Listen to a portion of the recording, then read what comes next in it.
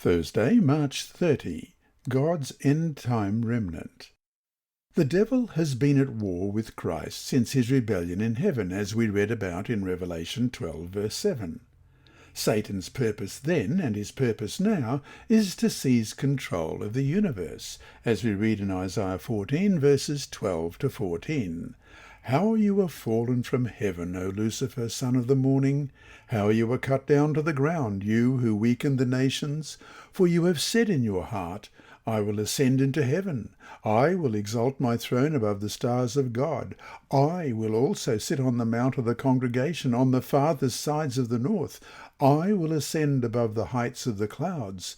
I will be like the Most High. The focus of his attention in the last days of Earth's history is upon God's people. Revelation 12:17 emphatically declares that the dragon, that is Satan, was wroth, that's angry, with the woman, the church, and went to make war with the rest of her offspring. This expression, the rest of her offspring, also is translated the remnant in the King James Version. God's remnant remains loyal to Christ, obedient to his truth, and faithful to his mission. Read Revelation chapter 12 and verse 17. What characteristics of God's remnant, his last-day church, are found in this verse? Revelation 12, verse 17, And the dragon was enraged with the woman, and he went to make war with the rest of her offspring who keep the commandments of God and have the testimony of Jesus Christ. In Revelation 12:17, Satan, the dragon, is angry with the woman, God's church. The devil is furious with the people who keep the commandments of God, and he will do everything he can to destroy them. Eventually, he instigates a decree so that they cannot buy or sell and will be imprisoned and face death, as we read in Revelation 13, verses 14 to 17. And he deceives those who dwell on the earth by those signs which he was granted to do in the sight of the beast, telling those who dwell on the earth to make an image to the beast who was wounded by the sword and lived. He was granted power to give breath to the image of the beast, that the image of the beast should both speak and cause as many as would not worship the image of the beast to be killed.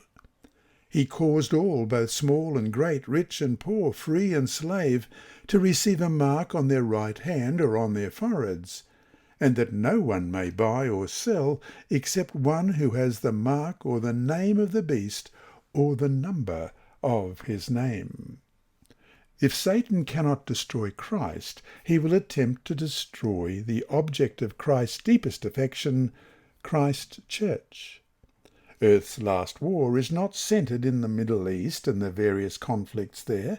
It is centred in the minds of God's people scattered all over the world. It is a battle between two opposing forces, Christ and Satan. Again, no one is neutral. The central question in this final war is, who has your loyalty? Where is your allegiance? Heaven calls for believers who are so charmed by Christ's love, redeemed by his grace, committed to his purposes, empowered by his Spirit, and so obedient to his commands that they are willing to face death itself for his cause. Our world is headed for a major crisis. But in Jesus, by Jesus, through Jesus, and because of Jesus, our victory is assured, just as long as we stay connected to him, which we do by faith, a faith that leads to obedience. It all comes down to our own choice.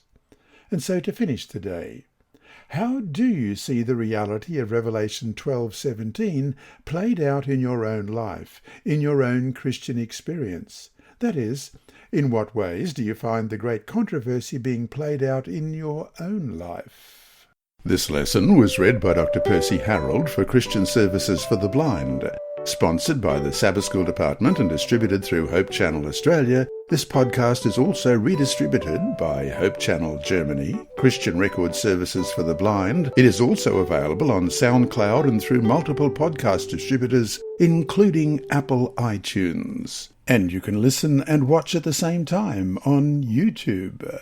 Remember, God is always faithful.